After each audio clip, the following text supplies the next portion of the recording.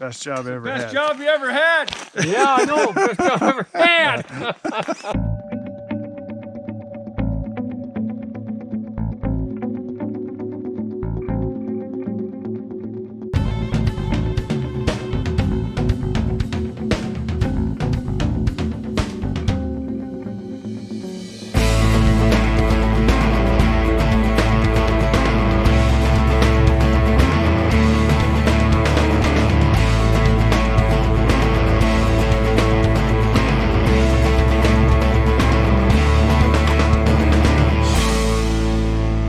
So what I'm going to do is a little voiceover. A lot of you seem to have liked that the last few times I've done some voiceovers, and being that there's just a lot of loud tractor noise and splitter noise and chainsaw noise, which is fun to listen to, and there's going to be some of that coming up later in the video, but I just thought we'd go over some of the stuff we were doing up on my brother's wood yard. I went and spent 3 days up there, 2 different time periods. You're going to get to see all the videos, the logging videos we did. He had a logging job, and then this is in his wood yard.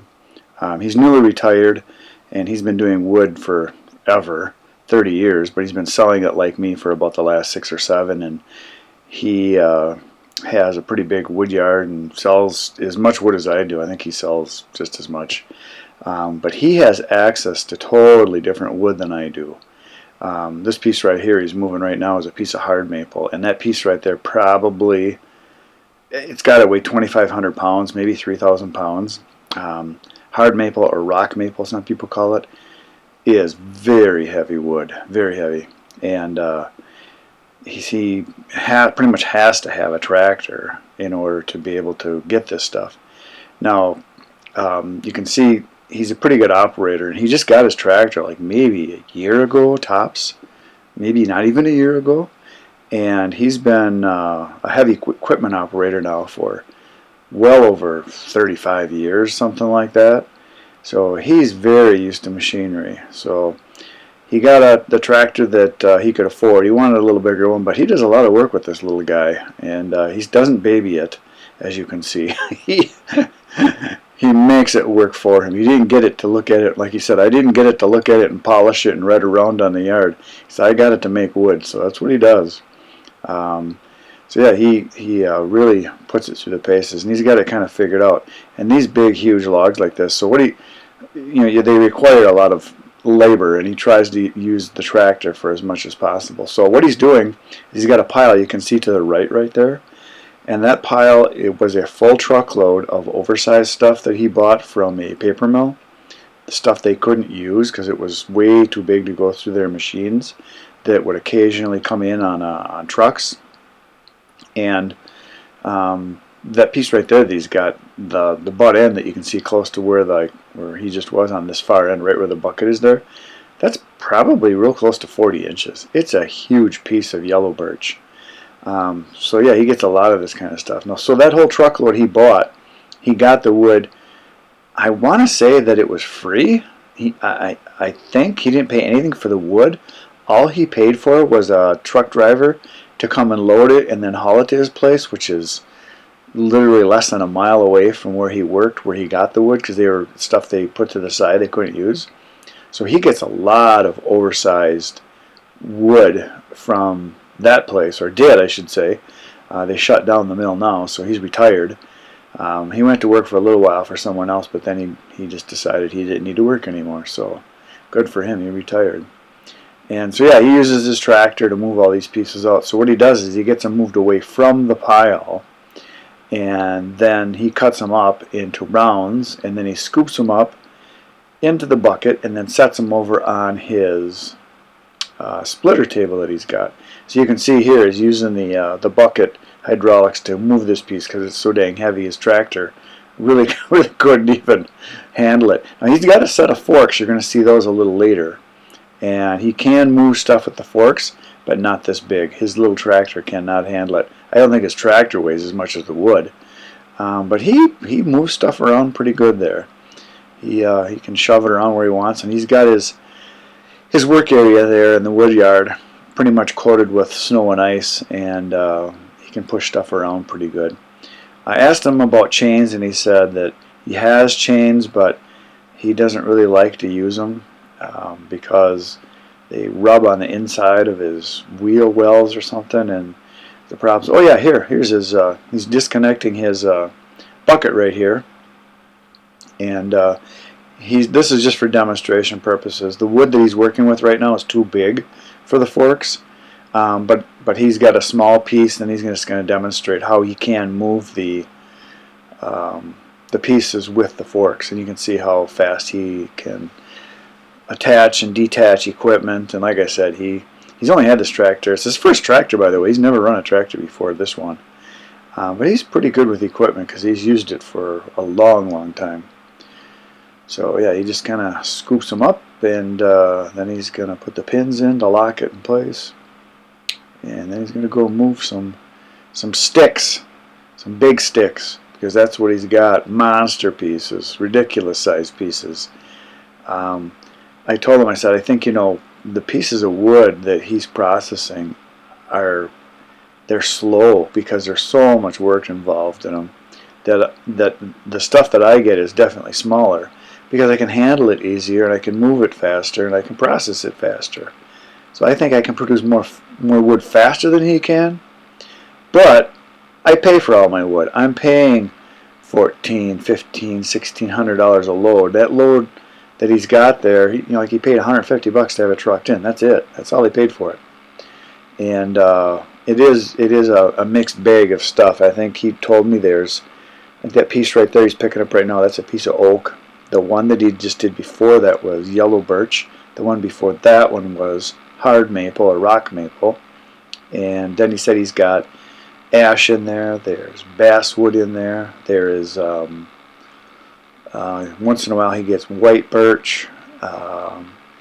Once in a while there's white oak, and that's pretty much what he gets in for hardwoods. So anyway, watch this. This shows you that log right there has got to be 3,000 pounds. Watch the forks. Watch the little tractor. Woo! We almost tipped her there. So that's about all he could do is get it down. That was it. He goes going to try to lift it here. Can't do it. It just tractor won't even do it. It just does not have the power. And like he said, he's not worried about breaking a cylinder or a hose or something because he bought it to use. He didn't buy it just to look at it. And he said, his cylinders are like $80, $100. They're not that much. And he's a pretty good mechanic. He can fix stuff. So, but anyway, yeah, he just uses the bucket like this to kind of shove the stuff around like he's doing. Gets another piece out. So in a normal night, what he will do is, if he's not working all day in the woodyard, if he's got another job to do or if he's busy doing something else, but he'll get there like at 4 o'clock or something like that. Him and his buddy Leroy, who's back by the splitter way back there, you can see him. He'll get down, he said, 2, maybe 3 logs for an evening, and that's it. And they'll cut them up, and then he'll scoop them up and put them onto the splitter, and then he'll split them down into small pieces. So, and that will keep him busy for a couple hours. That's really all he wants to do is 2 or 3 hours worth some nights. But look at how he works this bucket. He's really good with it. I'm sure some of you guys are like that. He can flip stuff around, but he just kind of tosses it and flips it, and he's a pretty good operator. I know it's going to take me a long time to be able to do that because I've never run a bucket before. I've driven tractors a few times, but it's not like that. So yeah, he's making the machine do the work for him. Yeah, these pieces are just unbelievably heavy, and there's no way a sane person would ever try to work with these big suckers. But like you said, it's free wood. So here's that piece of yellow birch. You can see I'm standing right next to it. I mean, it's up to my waist. It's got to be real close to 40 inches. For sure 36, 38, something like that. But it's kind of rotten on the bottom there, a little rotten hole there, but I'm cutting down through it. Now the saw that I'm running is his brand new, well, he's had it maybe a couple months, 2 months, 3 months, I don't know. He's had it for a while. It's a 395 Husqvarna, so it's a 95cc saw. And I tell you, that thing cuts like unbelievable. The power, it's just, it's so powerful. And man, you have got to hang on to it. If you have the bar get caught in a cut you're in, like if the piece of wood pinches on you, or if you hit your tip of your bar against another piece of wood in the back, that saw will kick your butt. It's unbelievable how powerful it is. It's 95 cc's and it weighs 20 something pounds. All I know is that it's heavy and extremely powerful. If I remember right, I think it's 7 horsepower. I'm sure there's guys on here that would know that can comment. Just let me know if you know all the specs on it. All I know is it's a lot more powerful than any other saw I've ever run. You know, I've run everything from little 40cc saws to 55cc, 60cc, and then now the ones I'm running are the 576s and the 572s, which are, you know, 72 and 76 cc's. And you know, they're not small saws by any means. They're, you know, a little bit on the bigger side. Once you get above 60 cc's, you've got what's considered, you know, a pro size saw, or a saw that's got some guts that can really go. But this 95 cc thing, I mean, it's just unreal. So what I'm doing is I'm cutting these pieces down, like, you know, 90-95% of the way through, and instead of cutting down into the ground with a sharp chain, we just kind of leave them, and then if they're round, my brother and I, or who's ever working, I can just roll it over by pushing on it. But most of these big chunks that he's got there, these big sticks, he just takes the tractor over there and rolls them over, and then you finish the cut on the other side. So now here's a piece of hard maple I'm cutting into, and the saw was cutting extremely well. I mean, we sharpened it up, took the rakers down maybe even just a hair too much, which you really don't want to do on a big saw, because that saw just wants to pull you right through that crack and through the other side and kill you, basically. It's wicked. Now, if you've ever run or say like for those of you that have run 40 or 50 cc saws, you know, they're pretty manageable. I mean, it's still a dangerous tool because it's got some power. But when you go from a 40 or a 50 cc saw up to a 70 cc saw, there's a huge difference. When I first started using my 576, it was like night and day. It was like, oh my gosh, it's got power. It just cuts, especially if you got a sharp chain. It literally is a joy to run. However, it's a serious saw. You gotta hang on. There's no goofing around, which is why I most of the time have a helmet on, or wear gloves. Most of the time I wear my chaps. Even if I'm cutting in the wood yard, I didn't here, which I don't know why I don't have them on. I usually put them on. But yeah, it's a serious saw. And when you go from a 70 cc saw up to a 95, it's incredible, the amount of power. I mean, it literally makes your eyes wide open to the power that it's got, and you gotta hang on. There's no letting off, or, you know, losing your grip a little bit to adjust this or that on your hat or anything. I mean, you just cut. So now here I'm cutting the bottom side of these. Have been rolled over already. You can see the tractor in the background there. He's scooping up some rounds to take over to the splitter. Watch them. I think I got a kickback right here somewhere. You'll see in just a second somewhere, if I remember right. But yeah, I must have hit the tip just wrong, and it kind of kicked back at me pretty good. I think right there it did one. Right there. There you go. Yeah, I missed the slot to stick it in from the previous cut, and boy, it wakes you up quick when that baby starts flying. You got to hang on. You know, 95 cc. I mean, think about it. Like when I was a kid, we had a neighbor kid that had a 100 cc little enduro or whatever it was, motorcycle. You know, a trail bike, and that had quite a bit of power for a little bike, I remember. And that's a several 100-pound vehicle, and you know, we could do wheelies with it and go pretty fast. And that's basically what. Ooh, there I got a little. See how that kicked on me there? There again too. I missed the slot, and it just, yeah, it is wicked. That thing is a beast, as my brother said. So anyway, just kind of finishing up these cuts and cutting off all of the pieces that were missed. And this is, I'm thinking I'm cutting. Yeah, this was an uneven cut on the bottom, and I'm cutting off the missed piece. And I think that's the last thing I'm going to do. And then right after this, we're going to do a really neat demonstration with a chain on the splitting wedge, so you can see what that does. So here it comes right now. Okay, so what happened here is we get these big rounds, and a lot of times what Kenny tries to do is, instead of flipping them over because they're so heavy, is they'll just try to split them right this way. And a lot of times they're... If you got one that's got real nice straight grain, and when it's cold like this, you know, it's about zero. They'll pop right They apart. pop right open. This one is like, yeah, it might go, it might not. Yeah. So then you're like, oh, it's stuck. Sometimes we beat on it with a sledgehammer. Yeah, same as what I used to do. Pound on it, pound on it, and pound on sometimes it. get underneath it with the tractor, try to lift it, and you're lifting the splitter up, and then you get mad at it. And thanks to one of my viewers on the channel, gave us an idea that was probably one of the best ideas I ever got from one of the viewers. And I don't remember who it was, but I'll let you guys know. Hopefully I'll put his name on the when I get to editing this video. But we got something to show you here. Watch this. So we got hydraulics here, right? Look at this. Wait till you do that before I start it. Those of you with half a brain right away know what's going to happen. okay, we got hydraulics. Got hydraulics We're here. gonna start the splitter up. It's gonna get noisy. So if you get the whole view around here, we're just gonna back up our hydraulics.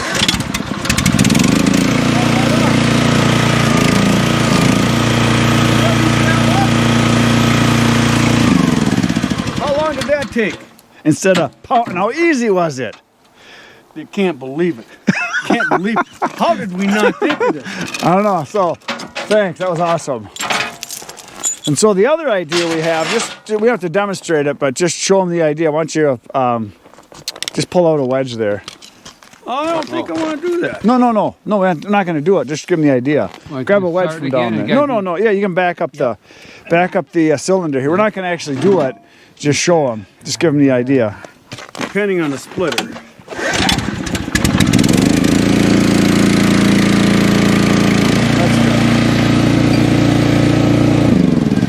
Okay, so this is the other idea we had. We did this yesterday and it kind of worked, but we didn't have the right wedge. But you can put a wedge on this and run your ram towards it and just lift up your piece. If you're running a single wedge, you can just pry it right up that way. So that would work. But the chain is the creme de la creme. The chain. The chain. I love it. So there you go. Now we're going back to work. So we got a little demonstration here again. He stuck another log in, trying to cut it across the grain, and you can see how fast it is. He just run the chain around through the ram and then pull it right off. And he's a very happy man because he cuts so much big stuff and it's getting stuck all the time.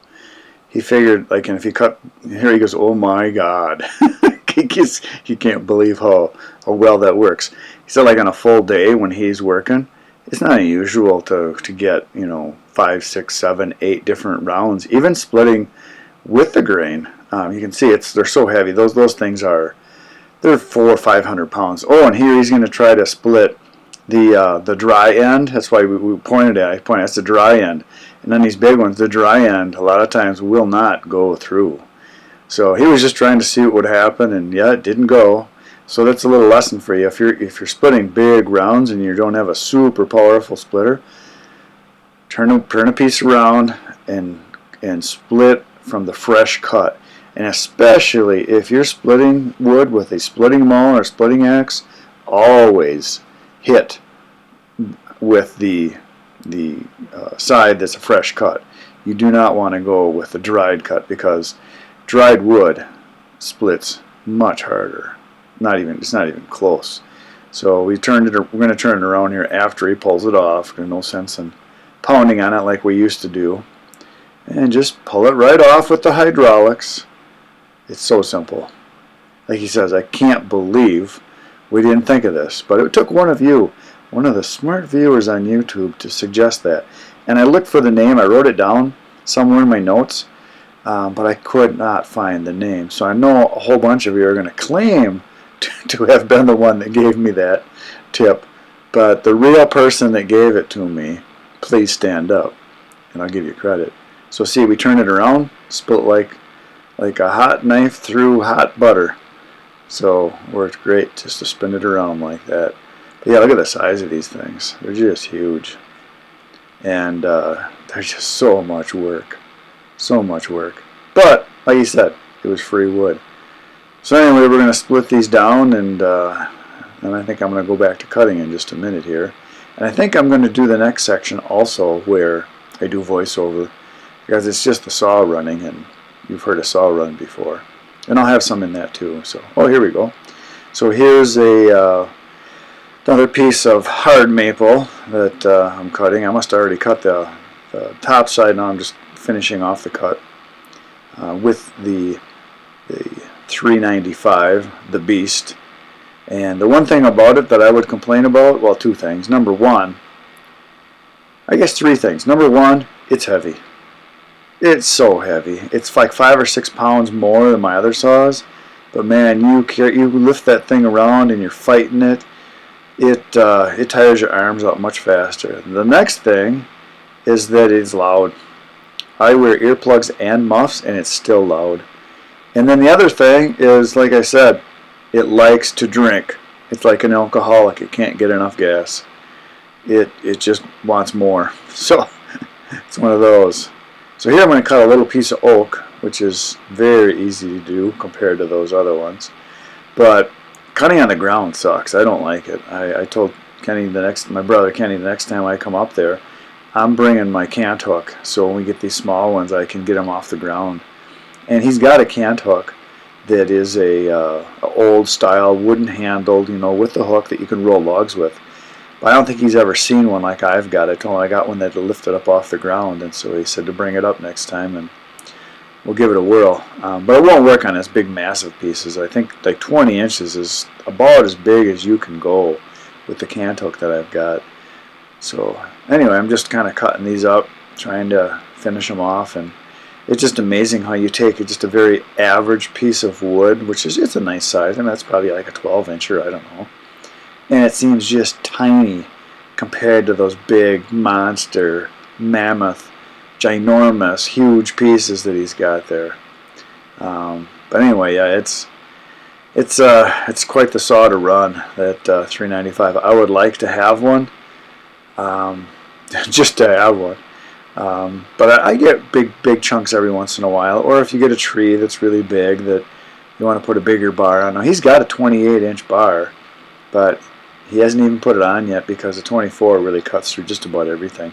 Even if you get a piece that's 40 inches, you just cut from both sides, and 24-inch bar gives you a 40-inch cut if you go both sides. Oh, so here's his tractor, where he uses that as a receiver to put all of his wood in. Now normally he told me he would go right over to a pile and he would stack the wood right into a pile. But in the wintertime he does not like to stack the wood because obviously you got frozen ground and it's real bad for tipping once it thaws out. So this is all from that one load. This is probably about half of the load there. He's just dumping it into a big pile, and then he'll stack that once it thaws out in a few months, or up there. It might take 3, 4, 5 months, I don't know. Summer in northern Wisconsin is basically a week of bad sledding. They usually have their week of summer, like the 4th of July weekend. That's summer. And then after that it's fall for a couple days, and then it's right back into winter. Well, here he's picking up some rounds and bringing them over. Sometimes he can scoop 2 at a time, but normally it's just 1 at a time. And he said if he gets greedy and he tries to scoop 2, or if he tries to get 3, he ends up losing one of them or spilling the first one. But you can see that bucket is I don't know. I think that bucket might be like 18 inches or something, and those pieces just dwarf it. So yeah, this table he's got here where Leroy is standing there, he's going to come up to that, and then we're just going to slide him onto that table. He just made that and welded it onto this splitter that he's got here. And for those of you that want to know about a splitter, it's a prototype that was made in a factory somewhere in northern Wisconsin. They decided not to manufacture it because they would have lost their butts on it because it was such heavy duty material. The guy gave it to my brother because he helped him build a garage, I think. And then my brother put the table on and beefed it up and kind of did some stuff to it. So, but anyway, yeah, he dumps his wood and then he goes and picks rounds up, and then he'll set his bucket back down right off the end of the splitter, and then we split right into the bucket again. He's got a pretty good system. So you can see that these pieces, though, they do require additional help. One guy would be just, you couldn't do it. I mean, you could, but you'd kill yourself. I mean, you're just fighting it constantly. The size of these things, I mean, he can barely handle it. So yeah, what he does is he'll split it in half or a quarter, and then he'll slide one back onto the table, and then split them down into small chunks, or whatever size he wants. But yeah, it worked pretty good with 3 guys because Leroy ran the lever. He's got one real bad arm. He's got a bad shoulder, and he loves to be out there. So he runs the lever and kind of keeps things going, and does that, and he does beer runs for us, so that's kind of good. So yeah, see that in the bucket? That's one piece. That was one piece of wood. And so here comes the next one. And these pieces are so big, they produce so many chunks of wood that it's just, it actually is amazing how much wood you get out of a big chunk. And for him, it's just common. I mean, he does that all the time. If you see that pile of wood that's straight behind us, behind Kenny there, that's kind of got some snow on it, those are all railroad tie cutoffs. He bought a semi-load of them, and I think he just ordered a couple more. He gets them really cheap, and they're 6x8 oak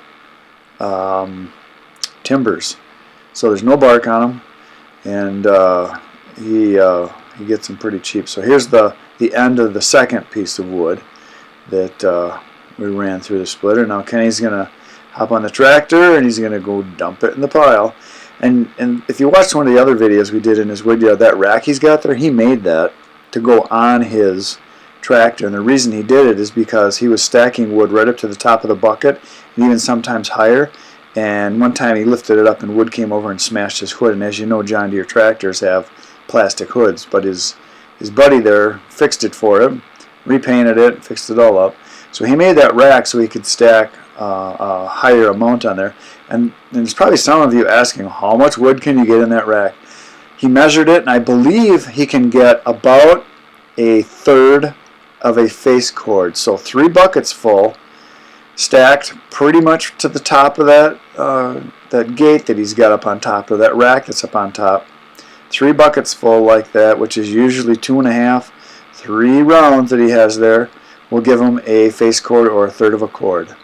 So for every 9 buckets full to the top of the rack that he gets is a full cord. So it's pretty easy to kind of guesstimate each day what he's producing in his wood yard, but he doesn't worry about it too much. He just keeps going and making wood. But the table he's got there is really nice. He painted it, so get a little bit of snow in there, and those big rounds slide around really easily.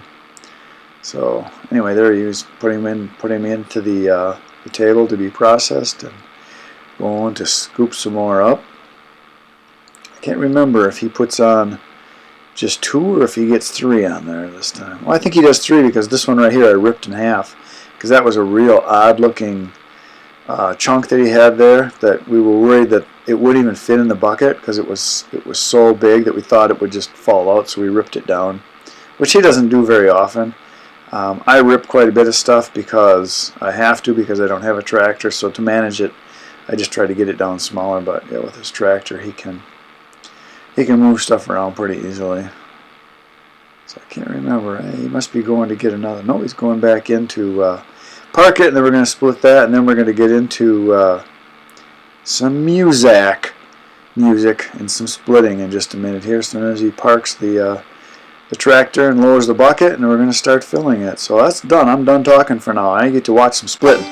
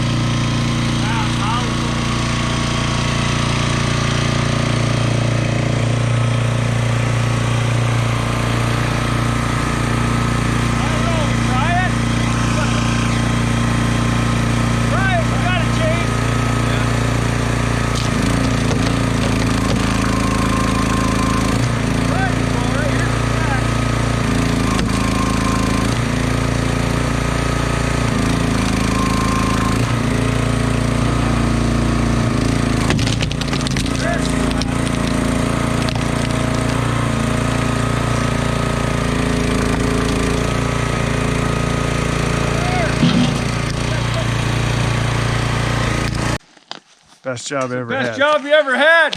Yeah, I know. Best job I ever had. Best job ever done. Yeah, that was done. Either way, it doesn't matter. Had.